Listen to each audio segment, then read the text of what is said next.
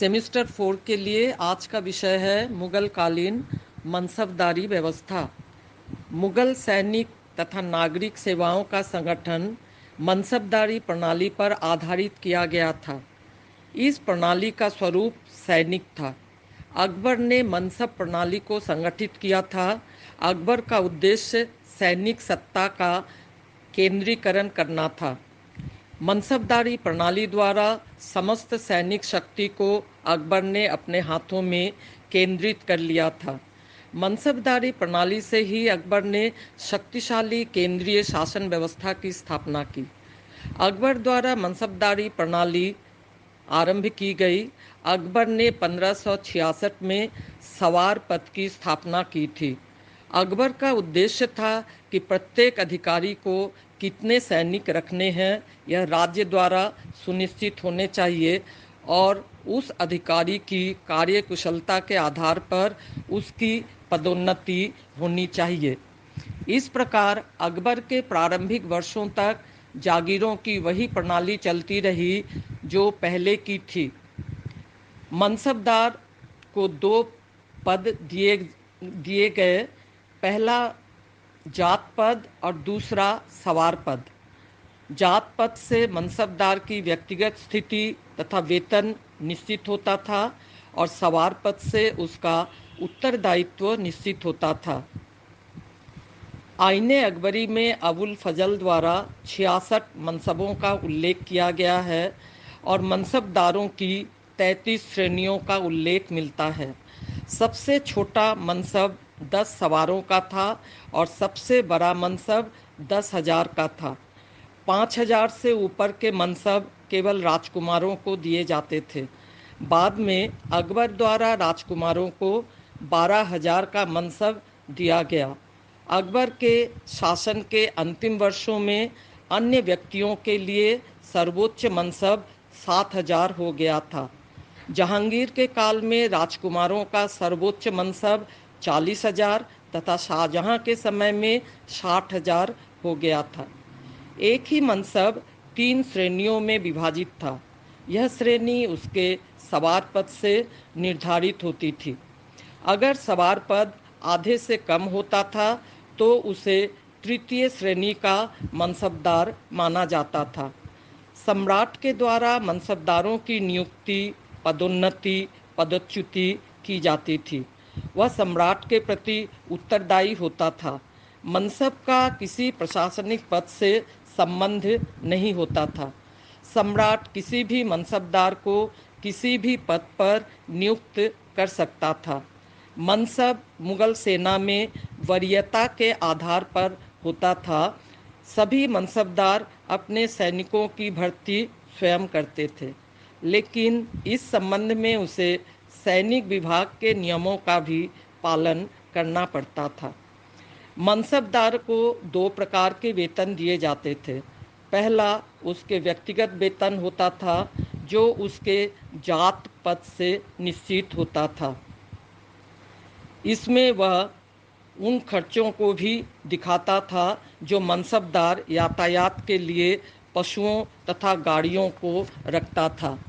इसी प्रकार अबुल फजल द्वारा दूसरा वेतन उसके सवारों का होता था। सवार पद के अनुसार कुल वेतन मनसबदार को ही दिया जाता था, जो उसे अपने सवारों में बांटता था। इन दोनों प्रकार के वेतनों के लिए उसे जागीर दी जाती थी। इस प्रकार मनसबदारी प्रणाली के द्वारा मनसबदार के अधिकारों को सीमित कर दिया गया था। उसका अधिकार केवल वेतन प्राप्त करने तक ही था। जहांगीर के शासनकाल में सवार पद में सुधार किया गया। अकबर के शासनकाल में यह नियम था कि सवार पद जात पद से अधिक नहीं हो सकता था। जहांगीर इस नियम का पालन करते हुए सवार पद को जात पद से अधिक कर दिया था। शाहजहां के काल में मनसबदारी प्रणाली में 2 परिवर्तन किए गए। पहला महाना नियम लागू किया गया। इसके अनुसार मनसबदार को अपनी जागीर की वास्तविक आय के अनुसार ही वेतन प्राप्त होता था। उसका उत्तरदायित्व भी जागीर की आय के अनुसार निश्चित कर दिया जाता था। इस प्रकार जागीर को 6 महीने या 3 महीने कहा जाने लगा।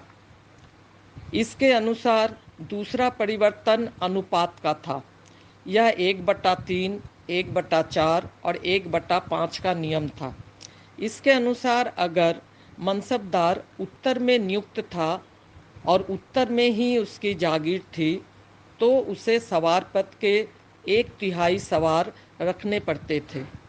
अगर वह दक्षिण में नियुक्त था और उत्तर में उसकी जागीर थी, तो उसे 1/4, और अगर उत्तर पश्चिमी प्रदेशों में नियुक्त था तो उसे 5वां हिस्सा रखने पड़ते थे।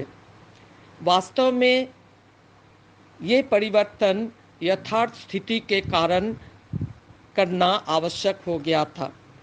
औरंगजेब के शासनकाल में एक और परिवर्तन किया गया। इसे मशरूत पद कहते थे।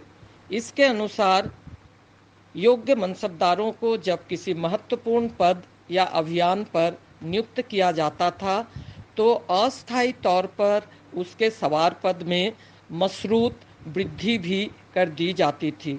काम पूरा होने पर मशरूत पद भी अपने आप ही समाप्त हो जाता था। मनसबदार द्वारा यातायात के लिए पशुओं और गाड़ियों की व्यवस्था की जाती थी, लेकिन 1681 ईस्वी में इसे समाप्त कर दिया गया। इस वर्ष से वेतन की नई व्यवस्था लागू की गई। इसमें यातायात संबंधी व्यय को कम कर दिया गया और सरकार ने इसकी व्यवस्था स्वयं की। बाद में चौथाई रवासा के नाम से इसकी भी कटौती होने लगी। इस प्रकार मनसबदारी प्रणाली द्वारा मुगल साम्राज्य का विस्तार तथा सुव्यवस्था की स्थापना में योगदान किया गया था, लेकिन इस प्रणाली में भी कई दोष थे। सैनिकों की भर्ती मनसबदार करते थे, अतः वे मनसबदार के प्रति निष्ठावान होते थे। मुगलों द्वारा सैनिकों की कुशलता या प्रशिक्षण के लिए कोई भी व्यवस्था नहीं की गई। मनसबदार उपयुक्त संख्या तथा कुशलता के सैनिक नहीं रखते थे।